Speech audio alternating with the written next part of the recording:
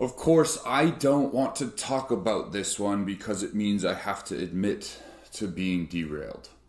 But hey, I'm far from perfect, and the entire point of this series is to be open and vulnerable with you and to show you the imperfect, unpleasant side of being an entrepreneur in the modern age. So here we go. Let's talk about losing your path and how to find your way back to it.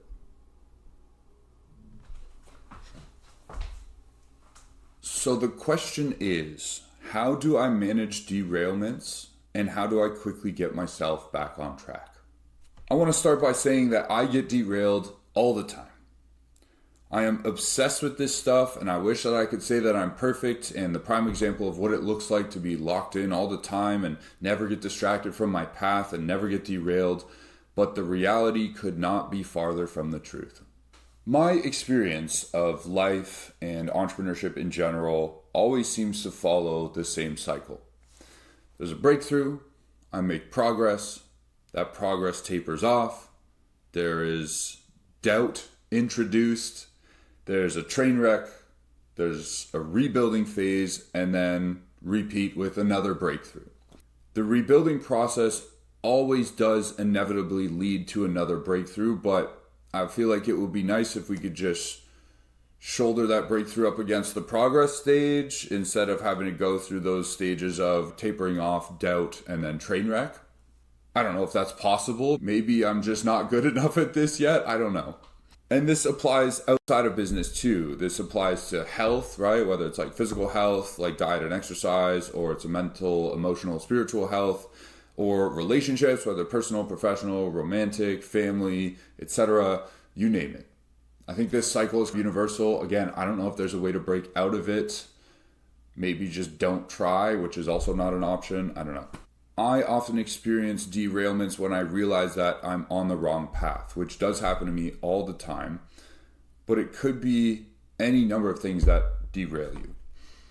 For me, it usually follows the same process, right? Realizing that everything is wrong that I've been doing, throwing out the playbook, slipping into bad habits and coping mechanisms again while I rebuild, that's the actual derailment, reaching a point of burnout, then recovering and starting to make progress again, and then again, repeat. Because I realize again that everything I'm doing is wrong and that I need to pivot and start from scratch again. Is this just the plight of the entrepreneur? Am I doomed to repeat this cycle over and over again? Here's the reality of the situation. Sometimes you need coping mechanisms because sometimes you just need to cope. Life is really hard. And we entrepreneurs are inherently trying to do something that is really hard, so it only makes sense that we are going to be faced with really challenging circumstances. I have another video called Am I on the Right Path? Where I talk about how you cannot ever really know whether or not you're walking the right path in the present moment. The only thing that I know for sure is that if I am being fully present and doing excellent things in the present moment right now, that I will be happy and proud of that in the future. And sometimes that means falling out of balance in order to accomplish great things in the moment. But then sometimes I get into this dangerous territory where I am over-sacrificing myself and pushing too hard in the present moment in order to be excellent and achieve the results that I want to achieve. And I'm guilty of doing this all the time to the point that people in my life have at many points expressed concern about me because they see me falling into this trap over and over again. I've had many times where friends and family have come to me and said, hey dude, take care of yourself. I understand that you really want to complete this project as fast as possible, but I can see that you're killing yourself and you should probably take a break. Now, do I listen? Rarely. And I have heard successful people talk about how it is impossible to live a balanced life if you choose to be an entrepreneur. And I would tend to agree because it is such an all-consuming path that you end up having to sacrifice some area of your life in order to achieve success in business or entrepreneurship. But that doesn't mean you shouldn't strive to be balanced or that you should resign yourself to that fate, because that is essentially like resigning yourself to a life of constant derailment, and then at that point you're just giving yourself an excuse to sacrifice your health and your relationships in favor of your career, which is something that I definitely advocate against. Just because true balance is unattainable doesn't mean don't pursue it. It just means strive towards it, knowing that it's never really going to happen.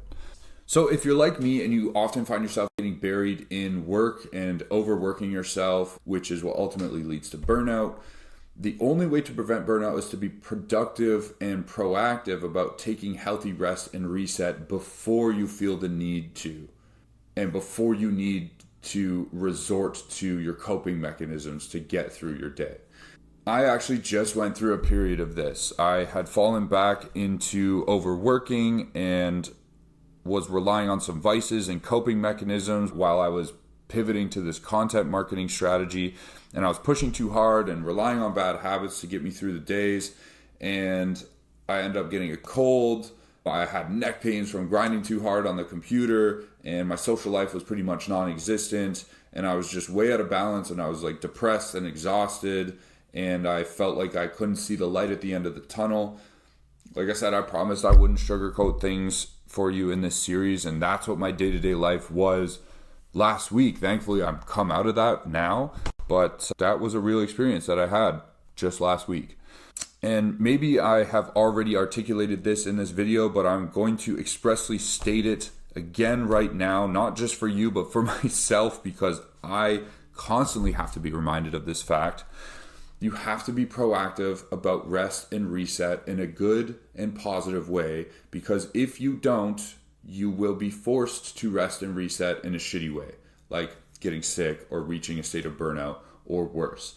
Your body will eventually remind you that you cannot work like that for an extended period of time without there being consequences. So you might as well be proactive about taking that rest and reset when it's nice and fun and enjoyable, rather than being forced to take that rest and reset when your body shuts down. I know that might not be the most helpful answer, but the best way to navigate derailments is to be proactive about taking rest and reset, and to just not have the derailments in the first place.